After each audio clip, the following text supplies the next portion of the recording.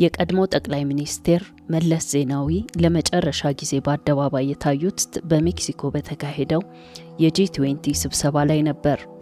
በዚያን ጊዜ የሰውነት መቀነስና የድካም ስሜት ይታይባቸውም ነበር። ይፋዊው ምክንያት ስራ በዝቶባቸው ነው የሚል ነበር። አሌክስ ዲዋል እንደገለጸው መለስ በወቅቱ ከፍተኛ የሆነ የሰውነት በሽታ መከላከል አቅም መጓደል ኢሚዩኒቲ ሲስተም ፌለር ነበረባቸው። የጂ20 ስብሰባ ላይ እንዲገኙ የፈለጉት አሜሪካና አውሮፓውያን በወቅቱ የነበረው የአፍሪካ ቀንድ የደህንነት ስጋት በመሪነት እንዲወጡላቸው ነበር። መለስ ብራሰልስ ከመብረራቸው ጥቂት ቀደም ብሎ በቤተ መንግስቱ ውስጥ የተከናወነ የመጨረሻ ኑዛዜ ጽሑፍ እንደነበራቸው ይነገራል።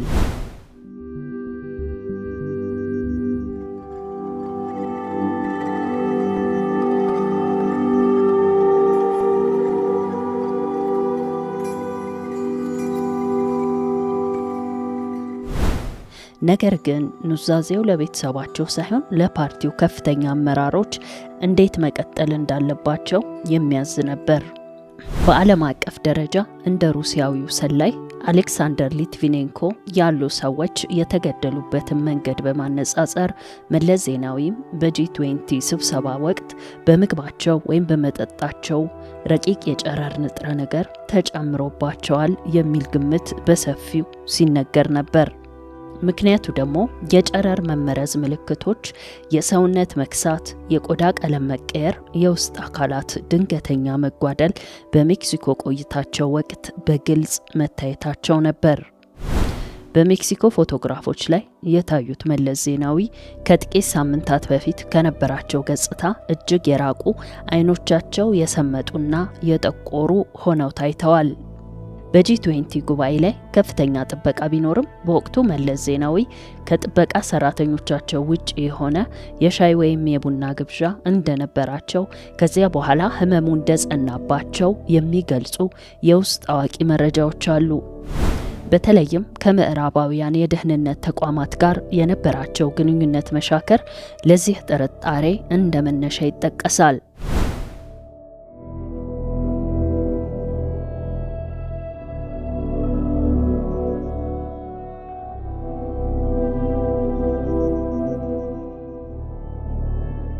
እውነታው ግን መለስ ወደ ብራሰልስ ከመሄዳቸው በፊት አዲስ አበባ ውስጥ በጽኑ ታመው ነበር።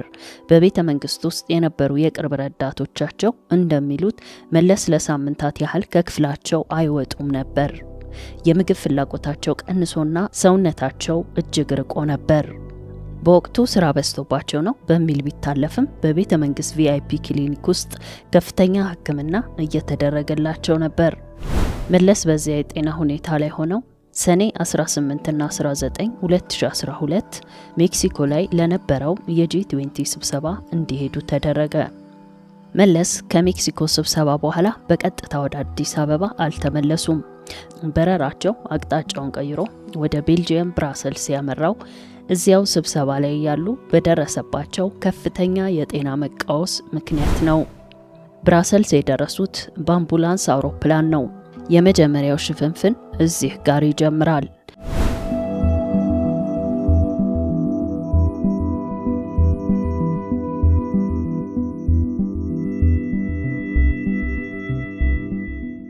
መለስ ብራሰልስ የገቡት እንደ አንድ መደበኛ መሪ ሳይሆን በከፍተኛ ጥበቃና በሚስጥራዊ አምቡላንስ ጀት ነበር።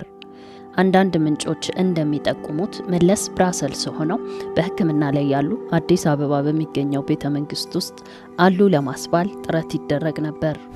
ወደ ጠቅላይ ሚኒስቴሩ ቢሮ የሚወስዱ መንገዶችና ጥበቃዎች እንደነበሩ ቀጥለው ነበር።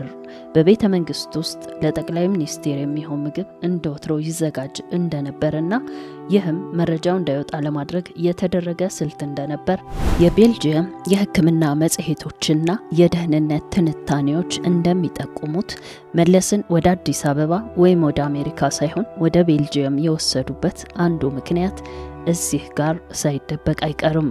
ብራሰልስ ውስጥ የሚገኘው የቅዱስ ሉቃስ ሆስፒታል በጨረር ሕክምና ረገድ እጅግ የላቀ ስም አለው። መሪው ወደዛ የተወሰዱት በሰውነታቸው ውስጥ ያለውን የጨረር መጠን ለመለካት እንደነበረም ይነገራል። ነገር ግን በ10ኛው ፎቅ ላይ የተደረገው ምርመራ ውጤት ለህዝብ ይፋ አልሆነም። ይልቁንም ከፍተኛ ኢንፌክሽን በሚል አጠቃላይ ስያሜ ተሸፈነ። መለስ ዜናዊ ሆስፒታል በገቡበት ወቅት ቤልጂየም ውስጥ የነበረው የኢትዮጵያ ኤምባሲና የደህንነት ሰራተኞች የወሰዱት እርምጃ እጅግ ጥብቅ ነበር። የሆስፒታሉ ሰራተኞች ስለ ታካሚው ማንነት ለማንም እንዳይናገሩ ስምምነት እንዲፈርሙ ተደርጓል። በወቅቱ የሆስፒታሉ ስልክ መስመሮችና የኢንተርኔት ግንኙነቶች በደህንነቶች ክትትል ይደረግባቸው እንደነበር ይነገራል። የሆስፒታሉ 10ኛ ፎቅ ሙሉ በሙሉ በኢትዮጵያ የደህንነት አባላት ተይዞ ነበር። የቤልጂየም መንግስት ፖሊሶች እንኳን ወደ ክፍሉ እንዳይገቡ ተከልክለውም ነበር። ወይዘሮ አዜብ መስፍን ከመጀመሪያው ቀን ጀምሮ አብረዋቸው ብራሰልስ ነበሩ። ከሆስፒታሉ 10ኛ ፎቅ ሳይወጡ ለሳምንታት አብረው የቆዩት እሳቸው ናቸው። መረጃው እንዳይወጣ በር ዘጊ የነበሩትም እሳቸው ነበሩ። አቶ በረከት ስምዖን በአካል ብራሰልስ አልነበረም። እሱ አዲስ አበባ ሆኖ የኮሚኒኬሽን መስመሩን ይቆጣጠር ነበር። በብራሰልስና በአዲስ አበባ መካከል ያለውን የሳተላይት ሚስጥር የሚያቀባብሉትም አቶ በረከትና ወይዘሮ አዜብ ነበሩ። ወይዘሮ አዜብ በሆስፒታሉ ውስጥ በነበራቸው ቆይታ ከሀገር ውስጥ ከሚደውሉ ከፍተኛ የህወሓት ባለስልጣናት በተለይ ከበረከት ስምዖንና ከደብረጽዮን ገብረ ሚካኤል ጋር የመረጃ ልውውጥ እንዲቋረጥ ወይም እንዲገደብ ተደርጎ እንደነበር ተጠቅሷል። የመጨረሻው ኑዛዜና የስልጣን ክፍፍል ሰነድ የተፈረመው ብራሰልስ ውስጥ መሆኑን ምንጮች ይጠቁማሉ። መለስ በሆስፒታሉ አልጋ ላይ ሆነው አልፎ አልፎ ወደ አይምሯቸው በሚመለሱበት ወቅት አዜብ መስፍንና የደህንነት ባለስልጣናት በተገኙበት ያንን ዲጂታል ፊርማ እንዲፈርሙ ተደርጓል ይባላል። ይህ ፊርማ አስገዳጅ ነበር ወይስ በፍቃዳቸው ነው? መለስ ከመሞታቸው በፊት ለበረከት ስምዖን በስልክ ወይም በጽሁፍ ድርጅቱንና ሀገሪቱን አደራ የሚል መልእክት ማስተላለፋቸውን የመንግስት ሚዲያዎች በወቅቱ ዘግበዋል። ሆኖም ይህ ለህዝብ ፍጆታ የተደረገ የፖለቲካ ድራማ ነው የሚሉ ወገኖች ብዙ ናቸው። በጣም አነጋጋሪው ነጥብ መለስ በብራሰልስ የመጨረሻዎቹ ሰዓታት ኑዛዜ ፈርመዋል ወይ የሚለው ነው። አንዳንድ ምንጮች እንደሚገልጹት የቤተሰባቸውን የገንዘብና የንብረት ድርሻ የሚመለከት ሰነድ እንዲፈርሙ ተደርጓል ይባላል።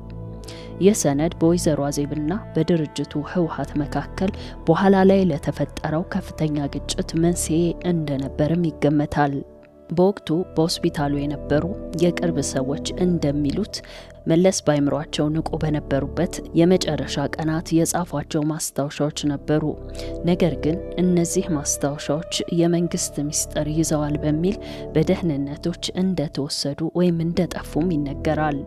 መለስ ዜናዊ በይፋ ከመሞታቸው ከሳምንታት በፊት በላይፍ ሰፖርት ወይም በመሳሪያ ብቻ እየተነፍሱ እንደነበር ነው።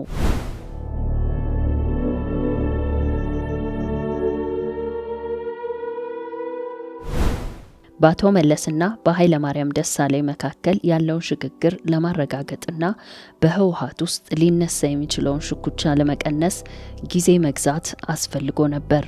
በብራሰልስ ሆስፒታል ውስጥ የነበሩ ምስክሮች እንደሚሉት ነሐሴ 13 ቀን የተነገረው ዜና የመሳሪያው ግንኙነት የተቋረጠበት እንጂ ትክክለኛው የሞት ሰዓት አይደለም ይባላል።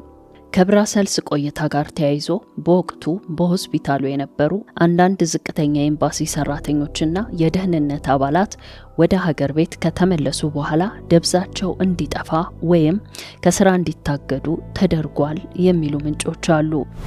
ይህ የሆነው በሆስፒታል ውስጥ የታዩት የመጨረሻ ትዕይንቶች ለምሳሌ የባለቤታቸው ጩኸት፣ የባለስልጣናቱ ጭቅጭቅና የመለስ የመጨረሻ ቃላትን እንዳይናገሩ ለማድረግ እንደሆነም ይታመናል። ስለዚህም መሪው መናገርና መፈረም በማይችሉበት ደረጃ ሆነው በብራሰልስ የነበሩ የደህንነት ሰዎችና የቅርብ ሰዎች ዲጂታል አሻራቸውን በመጠቀም ስትራቴጂካዊ ሰነዶች ላይ ፊርማ እንዲያሰፍሩ ማድረጋቸውን የሚጠቁሙ መረጃዎች አሉ። መለስ ሳይሞቱ በፊት የኢትዮጵያ የደህንነትና የኢኮኖሚ መዋቅር በእነማን እጅ መቆየት እንዳለበት ህጋዊ ለማስመሰል የተደረገ የብራሰልስ ድራማ ነበር። የኢትዮጵያ ሳተላይት ቴሌቪዥን ወይም ኢሳት በወቅቱ የውስጥ ምንጮችን ጠቅሶ እንደዘገበው መለስ ዜናዊ ከታወጀበት ቀን ቀደም ብሎ ሕይወታቸው አልፏል የሚል ክርክር ያቀርባል። ሆኖም ይህ በገለልተኛ ወገን አልተረጋገጠም። እስካሁን ድረስ የሞቱበትን ምክንያት የሚገልጽ ይፋዊ የሕክምና ሰነድ ለሕዝብ አልቀረበም። ይህ ደግሞ የጨረር ጥቃት ተፈጽሞባቸው ይሆናል የሚለው መላምት እንዲጠናከር አድርጎታል። በሜክሲኮ የታየው ፈጣን የጤና መበላሸትና በብራሰልስ የታየው ከፍተኛ ምስጢራዊነት ለዚህ ጥያቄ ትልቁ ማሳያ ተደርጎም ይወሰዳል።